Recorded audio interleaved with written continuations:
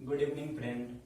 आज आप लोगों के सामने फिजिक्स पढ़ाने जा रहे हैं और फिजिक्स का टॉपिक जो होगा वो मोशन होगा। और मोशन के बारे में आप जानेंगे कि एक्चुअल में मोशन क्या होगा। मोशन मतलब गति।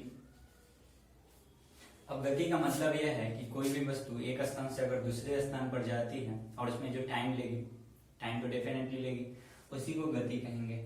यानी गति से ही रिलेटेड जो चीज है वो विराम है। विराम करने का मतलब है कि किसी वस्तु की स्थिति अगर समय के साथ नहीं बदले, कहने का मतलब यह है कि हम यहाँ पर हैं और समय तो हमेशा चलते रहता है, अगर हम अपनी स्थिति चेंज नहीं करेंगे इसका मतलब है कि हम विराम में हैं। लेकिन यही बात अगर किसी दूसरे व्यक्ति जो यहाँ पे है कुछ समय बाद फिर वो घर गया, या मान लीजिए कि कोई वस्तु यहाँ पर है और दूसरे टाइम में यहाँ पर पहुंच जाता है, इसका मतलब है कि इस पॉइंट का या इस वस्तु का पोजीशन चेंज हुआ, इसका मतलब है कि यह गति में होगा।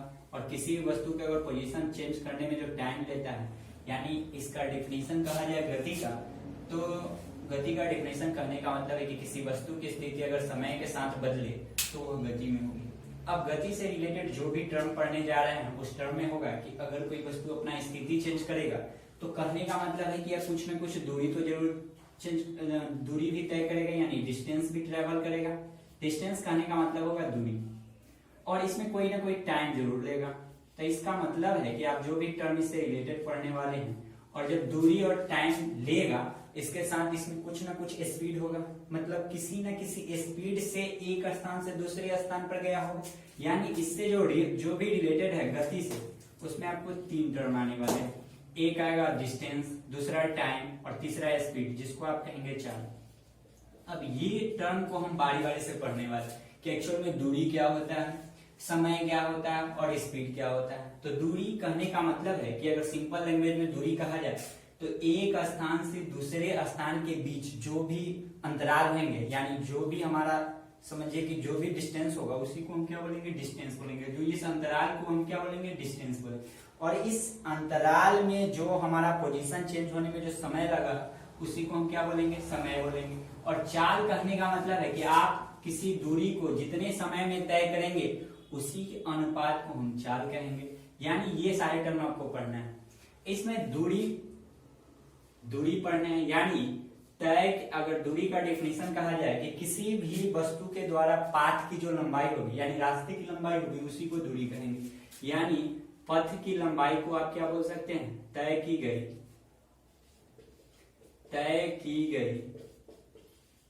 पथ कहने का मतलब है रास्ता की दूरी की लंबाई कहिए, को ही आप क्या बोलेंगे, दूरी बोलेंगे।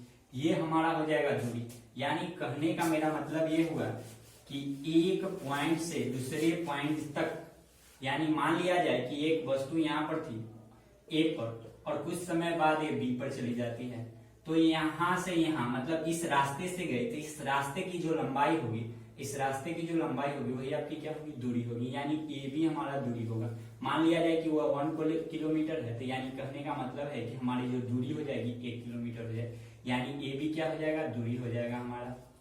अब इसी दूरी को अगर मान लिया जाए कि जितना समय लेगा, समय कहने का मतलब है कि 1 किलोमीटर की दूरी तय करने में जो भी टाइम लिया गया है उसी को आप क्या बोलेंगे, समय। मतलब मान लीजिए कि 1 आवर या 1 घंटा जितना भी टाइम ले ले, और इसी से अब इसकी चाल जो होगी, चाल के बारे में आप जानेंगे। तो आप जानते हैं कि चाल बराबर दूरी बटा में समय होता है। यानी किसी वस्तु द्वारा तय की गई दूरी अब बटा में समय, और उस दूरी को तय करने में जो लगा समय उसी को आप क्या बोलेंगे, चाल बोलेंगे।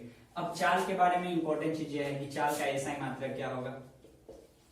तो चाल का एसआई मात्रक जो होगा, दूरी का तो आप जानते हैं कि एसआई मात्रक जब आप यूनिट और डायमेंशन में पढ़ चुके होंगे कि दूरी को मीटर में मापा जाता है, तो दूरी को मीटर में और समय को सेकेंड में, यानी इसका चाल का एसआई मात्रक जो होगा वो मीटर प्रति सेकेंड होगा। आप इस फॉर्म में भी लिख सकते हैं, मीटर प्रति सेकेंड। अच्छा, एक बात बताइए कि अगर चाल कहा जाए तो चाल चाल अगर आपसे पूछा जाए कि चाल निगेटिव, पॉजिटिव और जीरो हो सकता है क्या, तो आप जानते हैं कि दूरी कभी भी निगेटिव नहीं होगा और जीरो होगा। इसका मतलब है अगर दूरी जीरो कहने का मतलब है कि वस्तु विराम में रहेगी, और विराम है यानी विराम कहने का मतलब ये हो जाता है कि गति से कोई संबंध ही नहीं। इसलिए अगर कहा जाए चाल के बारे में तो चाल हमेशा क्या होगा, पॉजिटिव होगा। चाल हमेशा जो होगा वह पॉजिटिव होगा।